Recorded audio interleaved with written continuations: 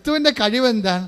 നിനക്കും എനിക്കും മുമ്പേ അഗ്നിശോധന ചെയ്യപ്പെട്ടിട്ട് അതിലൂടെ അവൻ ഉത്ഥാനം ചെയ്തിട്ട് ഇന്നും നമ്മുടെ കൂടെ ജീവിച്ചുകൊണ്ട് നമ്മൾ അവനെ ദൈവമെന്ന് വിളിച്ച് യേശു കർത്താവെന്ന് ഏറ്റുപറഞ്ഞ് നദരം കൊണ്ട് ഏറ്റുപറയുമ്പോഴേ ദൈവം അവനെ ഉയർപ്പിച്ചെന്ന് ഹൃദയത്തിൽ വിശ്വസിക്കുമ്പോഴേ അവൻ നേടിയെടുത്ത കൃപ, രക്ഷ നമ്മൾക്ക് ഇന്നും പ്രാപിക്കാൻ കഴിയുന്നുണ്ട്.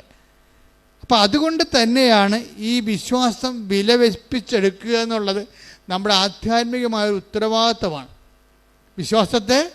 വിശ്വാസം ഉണ്ടായിട്ട് കാര്യമില്ല, കേവല വിശ്വാസമായിരിക്കും. അതിനെ വിലവെപ്പിച്ചെടുക്കണം എങ്ങനെയാണ്? ഇപ്പം നിങ്ങൾ ഉടമ്പടി തേലം തേക്കുന്നു, ചെറുതായിട്ടും തേച്ചാൽ മതി, അപ്പം തന്നെ ഹാർട്ട് അസുഖം മാറും. പക്ഷെ എന്നോട് പറഞ്ഞിരിക്കണത് ഇപ്പം തേക്കണ്ടെന്നാണ് പറഞ്ഞിരിക്കണത്. എന്താ കാര്യം? നിൻ്റെ സഹനം ഇനിയും നീട്ടി തന്നിട്ടുണ്ട്. എനിക്ക് കിഡ്നിയുടെ അസുഖമുണ്ട്. പക്ഷേ ഞാനത് ബോധപൂർവ്വം എനിക്കറിയാം, എൻ്റെ അസുഖം മാറേണ്ട കാലം ചിലപ്പോൾ അറിയാം. അതുകൊണ്ട് തന്നെ നിങ്ങൾ ചെയ്യുമ്പോൾ നിങ്ങൾക്കതിൻ്റെ അനുഗ്രഹം ചിലപ്പോൾ സെക്കൻഡുകൾക്ക് കിട്ടും. എന്നോട് പറയും, നിനക്കത് അസൈൻമെൻറ്റ് ചെയ്ത് തന്നിരിക്കുകയാണ്, നിനക്കത് കൃപയുടെ ഭാഗമായി തന്നിരിക്കുകയാണ്.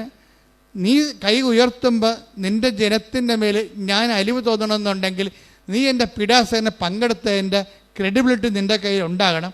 അതുകൊണ്ട് നിൻ്റെ സഹനങ്ങൾ ഇപ്പോഴൊക്കെ ഞാൻ മാറ്റത്തില്ല. കാര്യം സഹനമാണ് ബലമെന്ന് പറയണത്, ക്രിസ്തുവിൻ്റെ ബലം. നമുക്കറിയാം കുഞ്ഞുങ്ങൾക്ക് എന്താ ബലം? കുഞ്ഞുങ്ങൾക്ക് ബലം കരച്ചിലാണ് ബലം. പക്ഷികൾക്ക് എന്താ ബലം? ആകാശമാണ് ബലം.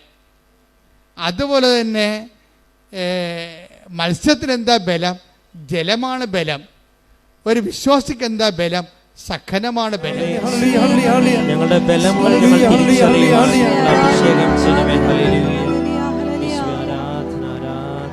കരങ്ങളടിച്ചുകൊണ്ട് സന്തോഷത്തോടെ പാടാം.